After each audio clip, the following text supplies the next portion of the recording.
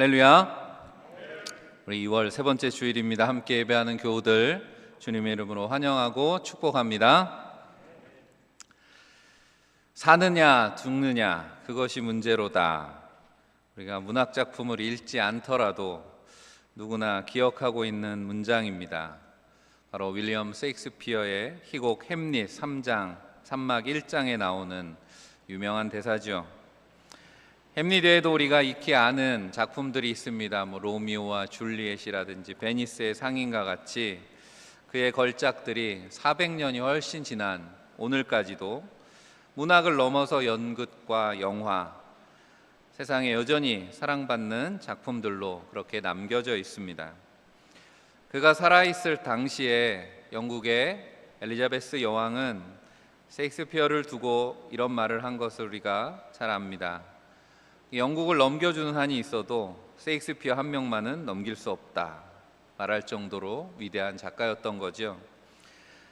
나중에도 셰익스피어에 대해서 비슷한 말들을 많이 남겼습니다. 19세기 영국의 유명한 비평가였던 토마스 칼라일이 인도를 주어도 셰익스피어와 바꾸지 않겠다 그렇게 했던 말로도 유명합니다.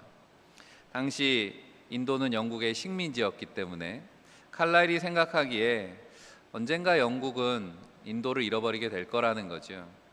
하지만 셰익스피어는 영원히 우리와 함께 할 것이다. 그의 말대로 인도는 영국으로부터 독립했습니다. 하지만 여전히 사람들은 셰익스피어의 작품을 사랑하였고 영국 사람들뿐 아니라 모든 인류의 마음에 살아 있습니다. 그러니까 죽었지만 죽지 않았다라고 하는 거죠. 오늘 말씀의 제목이 불후의 신앙입니다. 그런 의미를 담고 있는 사자성어가 있습니다. 사이불후라고 하는, 오늘 말씀의 제목이 여기에서 나온 건데요. 죽어도 썩어서 사라지지 않는다. 불후라고 하는 것이 썩지 않는다 그런 의미잖아요. 그래서 우리가 셰익스피어 같은 작가들의 유명한 작품들을 불후의 명작 이렇게 표현을 합니다. 근데 이 표현이 중국 춘추 시대 좌시전이라고 하는 글에 보면 삼불후라고 하는 말이 나옵니다. 세 가지 썩지 않는 것, 썩어 없어지지 않는 것에 대한 이야기인데 삼불후를 이렇게 표현하고 있습니다. 한자의 문장을 보면 대상유입덕, 기차유입공, 기차유입언이라고 하는 말인데요. 썩지 않는 것, 대상이라고 하는 건 가장 큰 것, 썩지 않는 것 중에 제일 큰 거는 유입덕, 덕을 쌓는 것이다 라고 하는 겁니다. 한마디로 말하면 사람들의 마음을 감동시키는 거죠. 두 번째로는 기차유입공, 공을 세우는 것이고, 세 번째 기차유입언이라고 하는 건 말을 이야기하는 겁니다. 우리가 선한 영향력이라는 말을 합니다. 우리 덕을 쌓는다라고 하는 것, 그런 삶이 후세에 귀감이 되어서 남게 된다라고 하는 거죠. 오늘 일부 예배 처음 아침에 교회를 나오면 별로 이제 교인들이 많지 않은 시간인데 늘 1층 로비에 건달주 장로님이 늘 서 계셨거든요. 근데 오늘 그 자리에 오인균 장로님이 서 계시더라고요. 그래서 이제 장로님이 여기 계속 서시는 거냐 했더니 우리 권 장로님 빈자리를 우리 시무 장로님들이 이제 돌아가면서 안내를 하시기로 했다는 거예요. 지난주 권 장로님 장례를 치르면서 갑작스러운 장례에 많이들 놀라기도 했지만, 장례를 치르면서 은혜를 받은 내용 중에 하나는 장례식장에 가보니까 교회학교 어린이들로부터 청년들까지 이렇게 많은 사람들이 장례에 참여하는 것을 본 것은 처음인 것 같습니다. 원장로님이 사랑을 많이 남기셨기 때문이겠죠. 썩지 않는 것의 두 번째는 입공이라고 했습니다. 공을 세우는 것. 우리가 흔히 위인들을 이야기할 때 국가나 사회나 혹은 인류에게 유익을 주는 일을 하는 것을 입공이라고 할 수 있겠죠. 2번이라고 하는 것은 좋은 글과 말을 남기는 겁니다. 셰익스피어처럼 말과 글에 힘을 가지고 있는 사람들이 있어요. 새삼 논하지 않아도 우리가 패는 칼보다 강하다 이런 말로 대표되는 좋은 문장 하나, 좋은 기사 하나가 세상을 변화시키기도 하고 사람들의 마음을 움직이기도 한다라고 하는 거죠. 사이부르든 삼부르이든 이런 표현들을 대할 때 우리가 누구보다도 부활하신 주님에게 이보다 잘 어울리는 표현들이 없다라는 생각을 하게 됩니다. 죽었지만 썩지 않고 영원히 남게 되는, 예수 그리스도는 죽었지만 다시 부활하셨습니다. 죽었지만 죽지 않으셨다는 거죠. 그리고 주님의 삶과 말씀은 많은 이들을 감동시켰습니다. 주님의 사역과 십자가를 통해서 세상의 무엇과도 바꿀 수 없는 유익을 주셨습니다. 영원한 생명이라고 하는 것, 구원이라고 하는 거죠. 그리고 주님의 남기신 말씀은 오늘도 우리 안에 살아서 능력으로 행하고 계시기 때문입니다. 요한복음 11장 25절 26절에 예수께서 이르시되 나는 부활이요 생명이니 나를 믿는 자는 죽어도 살겠고 무릇 살아서 나를 믿는 자는 영원히 죽지 아니하리니 이것을 내가 믿느냐 말씀하셨습니다. 죽은 나사로를 살리시면서 하셨던 말씀이기도 하지만 오늘 부활의 주님을 믿는 우리에게 주시는 말씀이기도 합니다. 바로 부활의 주님과 믿음으로 동행하는 신앙, 그것이 바로 불후의 신앙인 줄 믿습니다. 오늘 오후에 우리 교회에서 대전 둔산 지방회가 열립니다. 꽤 오래간만에 우리 교회에서 열리게 되었습니다. 한 7, 8년 된 것 같은데요. 지방에 속한 교회들, 우리 지방에 한 20개 정도 교회가 있는데 1년에 한 번씩 이렇게 모여서 신앙의 삶을 나누고 또 새롭게 다짐하고 하는 그런 시간들에 오늘 주보에도 광고가 나가 있지만 순서 중에 보면 별세 장로님들을 추모하는 시간이 있고요. 또 저녁 식사 후에는 은퇴 장로님들을 찬하하고 또 새롭게 세워지는 장로님들을 축하하는 그런 순서들이 있습니다. 불후의 신앙으로 교회의 본이 되신 분들을 기리는 시간이죠. 또 그런 신앙을 우리도 이어가겠습니다 하고 지방의 교회들이 함께 다짐하는 그런 순서들입니다. 오늘 우리 예배도 마찬가지죠. 사랑하는 모든 성도들이 말씀을 통해서 그런 불후의 신앙이 되시기를 주님의 이름으로 간절히 축원합니다.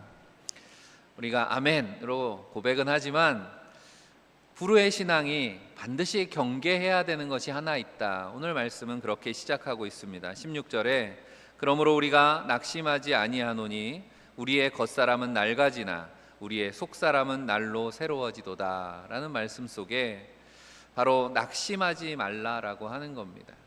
썩지 않는 불후의 신앙이 되려면 낙심할 일들 가운데 그것을 잘 이겨야 된다라고 하는 말씀이죠.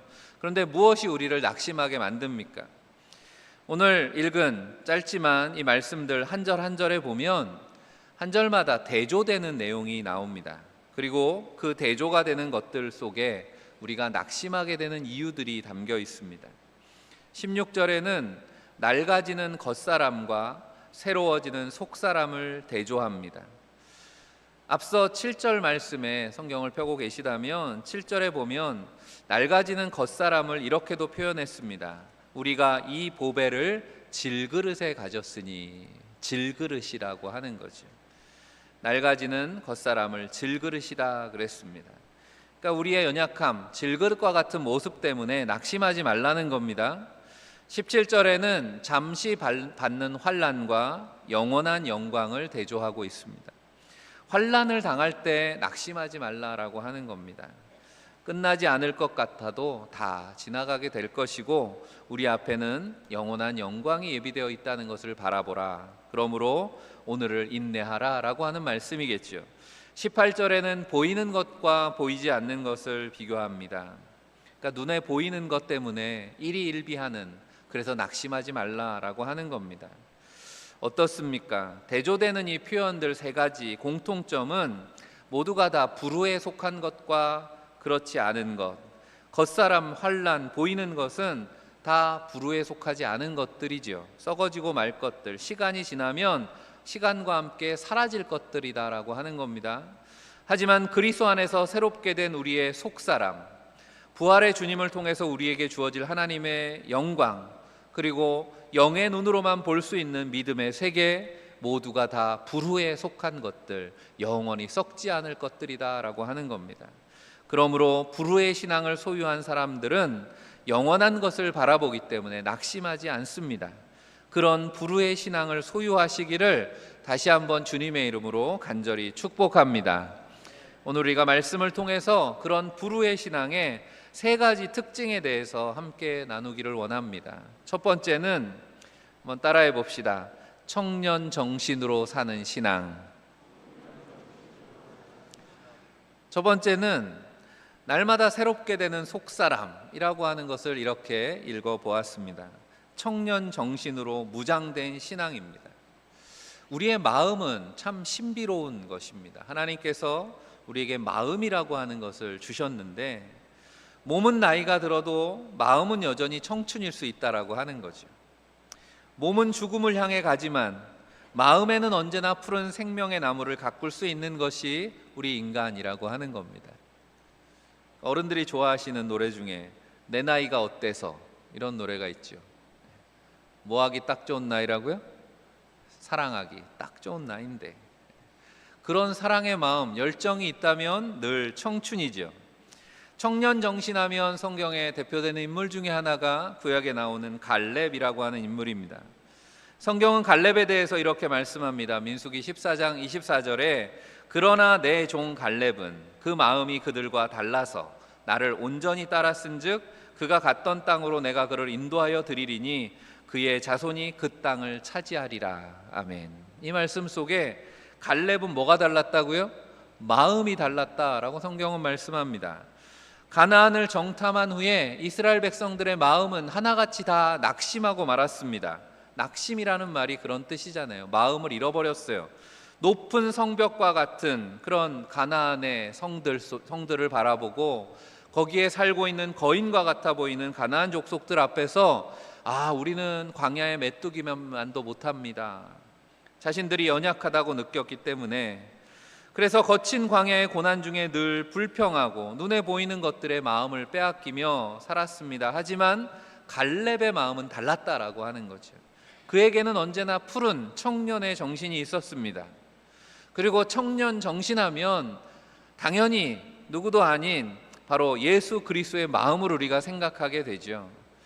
오늘 말씀을 기록한 바울 사도도 역시 부활하신 주님을 만난 후에 그런 예수님의 마음, 청년 정신을 가지고 일생을 살았던 불후의 신앙인입니다.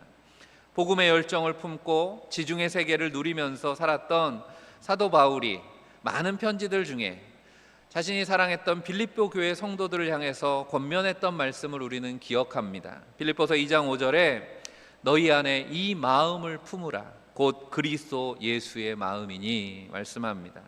사도 바울이 품고 살았던 마음이 무엇인가?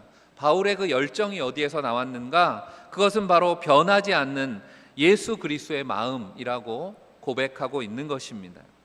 우리도 갈렙처럼 또 바울처럼 주님의 마음을 품고 청년 정신으로 살아가는 신앙인들이 다 되시기를 바랍니다.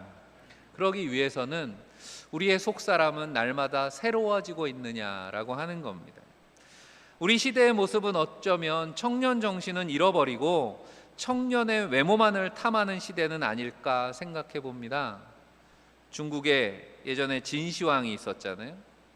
불로초를 찾기 위해서 자신의 신하들을 사방천지로 내몰았다는 이야기가 유명합니다.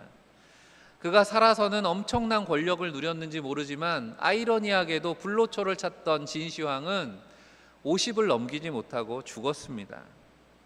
이게 단지 어리석은 고대 왕의 이야기일 뿐일까라고 하는 거죠. 눈에 보이는 것, 외모 지상주의에 휩쓸려서 마음을 잃어버리고 청년 정신을 잃어버리고 살아가는 오늘 우리의 모습은 아닐까라고 하는 겁니다. 여러분들도 거울을 자주 보시죠? 오늘도 거울을 보셨습니까? 거울 볼 때마다 어떤 생각을 하십니까? 오늘도 내가 믿음으로 살아가니 젊어졌네 하고 기뻐하십니까? 아니면 주름이 더 늘은 것 같은데 이 점은 어디서 갑자기 생겨났지? 흰머리가 늘은 것 같아. 그렇게 외모만을 보고 계시지는 않습니까? 하지만 청년 정신으로 사는 신앙은 겉사람을 거울에 비추면서 그렇게 낙심하는 사람이 아니라 하나님의 말씀에 내 마음을 비추는 사람들인 줄 믿습니다. 몸을 하루 더 젊어지게 만들어준다는 유혹들에 귀 기울이는 사람이 아니라 날마다 나를 새롭게 하시는 성령의 인도하심에 순종하는 사람들이다라고 하는 거죠. 그렇게 날마다 주님 앞에서 새로워지는 마음으로 사는 사랑하는 성도들이 다 되시기를 간절히 축복합니다. 두 번째는, 불후의 신앙의 두 번째 특징은 영광을 위해서 환난을 택하는 신앙이라고 할 수 있습니다. 부흥을 꿈꾸며 변화를 추구할 때마다 우리는 초대교회로 돌아갑시다, 그렇게 외칩니다. 어느 시대나 그랬습니다. 그런데 초대교회가 택했던 그 믿음의 길은 그리스도의 십자가를 따르는 순교의 길이었다라는 걸 잊어버리면 안 됩니다. 그들이 고난과 순교의 길을 택할 수 있었던 이유가 어디에 있습니까? 바로 그 고난 뒤에, 십자가 뒤에 있을 부활과 하나님의 나라의 영광을 믿었기 때문이다라고 하는 겁니다. 오늘 17절은 이렇게 말씀합니다. 우리가 잠시 받는 환난에 경한 것이 지극히 크고 영원한 영광에 중한 것을 우리에게 이루게 함이니. 아멘. 이 말씀을 기록하는 바울도 수많은 고난과 박해를 견디며 선교의 사역을 감당하고 있었습니다. 그래서 고린도후서는 바울의 편지 중에 특별히 눈물의 편지라고 하는 별명을 가지고 있습니다. 바울이 당한 수많은 고난들을 바울이 솔직하게 기록하는 그런 바울의 마음이 담겨 있는 서신이기 때문에 우리가 그렇게 부릅니다. 그래서 말씀을 읽다 보면 훨씬 편안하고 풍요로운 환경을 살아가는 우리 앞에 우리는 과연 우리의 사명을 잘 감당하고 있는가 돌아보게 하는 그런 말씀들입니다. 지난 금요일 우리가 다락방 기도회 때 마태복음 7장의 말씀을 나누었습니다. 7장 13절 14절 말씀인데 우리 오늘 같이 다시 한번 읽어보겠습니다. 좁은 문으로 들어가라. 멸망으로 인도하는 문은 크고 그 길이 넓어 그리로 들어가는 자가 많고 생명으로 인도하는 문은 좁고 길이 협착하여 찾는 자가 적음이라. 아멘. 예수님이 말씀하시는 이 좁은 문이라고 하는 것이 흔히 말하는 세상에서 경쟁이 치열하기 때문에 좁은 문이 아니다 그랬습니다. 주님은 찾는 자가 적기 때문에 좁은 문이라고 말씀하셨습니다. 그 앞에 협착하다라고 말씀하는 뜻은 헬라어에 보면 다른 번역들의 다른 우리 말씀들에 이 협착하다라고 하는 같은 단어가 환난이라고 하는 의미로 자주 번역이 되었습니다. 오늘 우리가 읽은 말씀 속에 오늘 읽지 않았지만 나중에 같이 읽어볼 텐데요. 8절에 보면 우리가 사방으로 우겨쌈을 당하여도 라는 말씀 속에 우겨쌈을 당한다라고 하는 말이 환난, 협착, 이 단어와 같은 단어입니다. 오늘 우리 앞에는 많은 선택의 기회가 있습니다. 하지만 많은 이들이 선뜻 좁은 길을 택하지 못할 것이다, 주님은 말씀하셨습니다. 왜 그렇습니까? 우겨쌈을 당하는 것과 같은 환난의 상황 앞에 실패할까 두렵기 때문에 그렇습니다. 누구도 실패한 인생을 원하지 않기 때문에, 잊혀지고 사라지는 것이 실패다라고 정의한다면 가장 큰 실패는, 인생에게 가장 큰 실패는 죽음이라고 할 수 있겠죠. 그리고 죽음이 그렇게 끝이라고 한다면 성경 말씀대로 믿음으로 고난의 길을 택하는 사람들은 어쩌면 가장 불쌍한 실패자들이라고 할 수 있을 겁니다. 하지만 성경은 믿음으로 택한 그 고난의 길이 결코 끝이 아니다, 실패로 끝나지 않는다 분명히 말씀합니다. 오늘 이 말씀이 시작되는 7절부터 말씀을 좀 다시 보기를 원하는데요.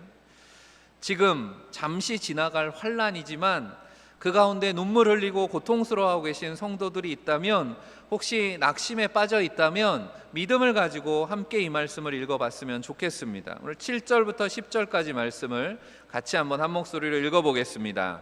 우리가 이 보배를 질그릇에 가졌으니 이는 심히 큰 능력은 하나님께 있고 우리에게 있지 아니함을 알게 하려 함이라. 우리가 사방으로 우겨쌈을 당하여도 쌓이지 아니하며 답답한 일을 당하여도 낙심하지 아니하며 박해를 받아도 버림받지 아니하며 거꾸로 뜨림을 당하여도 망하지 아니하고 우리가 항상 예수의 죽음을 몸에 짊어짐은 예수의 생명이 또한 우리 몸에 나타나게 하려 함이라. 아멘. 질그릇같이 연약한 우리의 삶에 환난은 그렇게 우리를 위협합니다.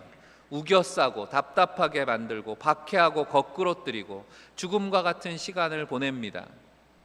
바울이 편지 속에 이 쓴 글은 상상으로 기록한 것이 아니라 지금 현재 이 말씀을 보내고 있을 그 당시 바울의 삶이 그랬고 초대교회 성도들의 삶이 그랬다라고 하는 겁니다. 하지만 그렇기 때문에 우리는 낙심하고 포기하고 망한다고 고백하지 않습니다.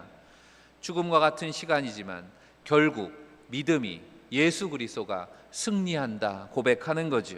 14절 말씀입니다. 같이 읽어봅니다. 주 예수를 다시 살리신 이가 예수와 함께 우리도 다시 살리사 너희와 함께 그 앞에 서게 하실 줄을 아노라. 아멘. 주 예수를 살리시니 하나님께서 주 예수 그리스도와 함께 우리도 다시 살리실 줄 믿습니다. 이 믿음을 가지고 환난을 기꺼이 택하는 불후의 신앙인들이 되시기를 간절히 축복합니다. 마지막으로 불후의 신앙의 세 번째 특징은 이것도 같이 따라해 봅시다. 영원을 바라보는 신앙. 18절에 우리가 주목하는 것은 보이는 것이 아니요 보이지 않는 것이니 보이는 것은 잠깐이요 보이지 않는 것은 영원함이라 말씀합니다. 불후의 신앙에 대해서 잘 소개하는 말씀 중에 또 하나는 히브리서 11장이라고 저는 생각합니다. 히브리서 11장은 이렇게 시작하죠. 믿음은 바라는 것들의 실상이요 보이지 않는 것들의 증거니.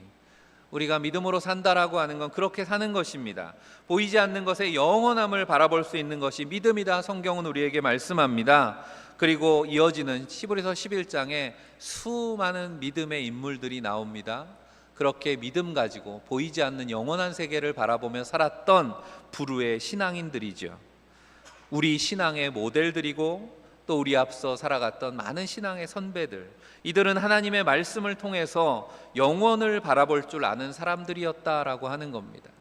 우리가 좋아하는 이사야서 40장 8절 말씀에 풀은 마르고 꽃은 시드나 우리 하나님의 말씀은 영원히 서리라 했습니다. 말씀을 바라보는 자들이 영원을 바라보는 비밀이 여기에 담겨 있는 거죠. 하나님의 말씀에 영원이 담겨 있기 때문에 그렇습니다. 인생의 모든 부귀영화를 다 경험한 구약의 인물 대표적인 사람이 바로 솔로몬 왕이었습니다. 솔로몬이 기록했다고 하는 전도서, 하나님에 대한 믿음이 없이 살아가는 인생은 허무할 뿐이다 라고 하는 그런 고백을 담은 전도서에는 이런 말씀을 합니다. 전도서 3장 11절 말씀이죠. 하나님이 모든 것을 지으시되 때를 따라 아름답게 하셨고 또 사람들에게는 영원을 사모하는 마음을 주셨느니라. 그러나 하나님이 하시는 일의 시종을 사람으로 측량할 수 없게 하셨도다. 유한한 인생은 그것을 볼 수는 없습니다. 하지만 하나님께서는 우리 안에 영원을 사모하는 마음을 주셨습니다. 믿음으로 살아가는 인생들은 주님이 주시는 그 마음을 가지고 영원을 바라봅니다. 영원이라고 하는 히브리어가 하올람이라고 하는 단어인데 감춰져 있다라고 하는 겁니다. 하나님의 나라는 그렇게 감추어져 있죠. 우리에게 주신 인생과 시간, 변화하는 관계들이지만 그 속에는 영원히 감추어져 있습니다. 바로 시간이 되시는, 시간의 주인이 되시는 주님을 만날 때 비로소 우리는 영원한 세계를 보게 되는 겁니다. 예수님께서 요한복음 3장에 보면 니고데모를 만났을 때 어떻게 하면 하나님의 나라를 갈 수 있을까요? 라는 질문에 요한복음 3장 3절에 예수님이 이렇게 대답하십니다. 진실로 진실로 내게 이르노니 사람이 거듭나지 아니하면 하나님의 나라를 볼 수 없느니라. 예수님은 우리가 성령으로 거듭나는 것이 바로 하나님의 시간 속으로 들어가는 것이다 라고 말씀하시는 겁니다. 우리가 구원을 받고 영생을 얻는다라고 하는 것, 죽음으로 제한된 인생의 시간을 넘어서 영원한 하나님의 시간에 거하는 삶으로 변화되는 거죠. 구원은 단순히 시간의 문제가 아닙니다. 모든 얽매이는 것들로부터 누리는 참 자유라고 성경은 말씀합니다. 우리가 인생을 살아갈 때 유한한 인생, 뭔가 이루지 못하는 것에 대한 조바심, 낙심과 두려움 때문에 쫓기듯이 살아갑니다. 하지만 시간의 주인 되시는 하나님 앞에 우리가 서게 될 때 날마다 하나님이 가꾸어 주시는 하나님의 삶을 감사로 누리게 되는 줄 믿습니다. 우리가 믿음으로 산다고 하는 것, 그런 불후의 신앙을 가지고 믿음의 모델이 되는 것이라고 저는 생각합니다. 이 자리에 함께한 분들도 우리 부모님들이 많으신데, 부모의 역할 중에 우리가 교회 안에서 신앙의 부모로서 역할은 믿음의 본이 되는 거잖아요. 그래서 자녀들이 우리의 믿음을 보고 자랍니다.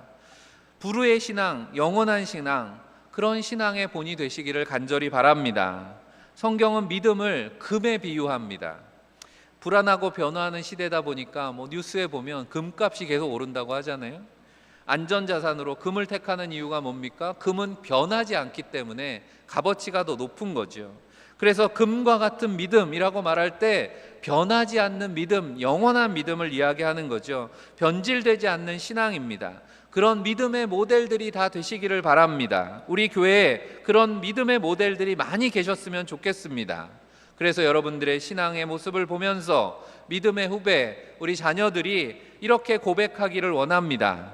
나는 늘 기도로 사셨던 그분의 모습을 담고 싶습니다. 나는 위기의 때마다 극복하는 그분의 지혜를 담고 싶습니다. 난 누구보다 솔선수범하시는 그분의 섬김을 담고 싶습니다. 나는 통큰 헌신으로 언제나 본이 되셨던 그분을 담고 싶습니다. 나는 언제나 화목한 가정을 가꾸셨던 그분의 삶을 담고 싶습니다. 아름다운 노년의 모델이 되셨던 그분을 담고 싶습니다. 나는 영원을 사모하며 오늘을 감사로 사셨던 그분을 담고 싶습니다. 그분의 이름은 기억나지 않지만, 이름은 잊혀질 수 있지만, 여러분이 모델이 된 그 신앙의 모습은 변함없이 우리 교회의 믿음 안에 영원히 남게 될 줄로 믿습니다. 사랑하는 성도 여러분, 그리스도를 닮은 청년 정신으로 날마다 마음을 무장하시기를 바랍니다. 우리 앞에는 또 여전히 환난과 시험과 문제들이 있을 겁니다. 하지만 믿음이 이긴다는 사실을 기억하셔서 환난 앞에 담대히 서시기를 바랍니다. 무엇보다 영원하신 하나님의 말씀을 붙드시고 우리 앞에 있는 아름다운 신앙의 모델들을 닮아서 우리도 그리스도 안에서 믿음의 본이 되기를 힘쓰는, 그래서 불후의 신앙을 이어가는 교회와 성도들이 다 되시기를 주님의 이름으로 간절히 축원합니다. 기도하겠습니다. 사랑의 하나님, 날마다 썩어져가는 세상 속에서 우리에게 영원한 생명의 소망 주시니 감사합니다.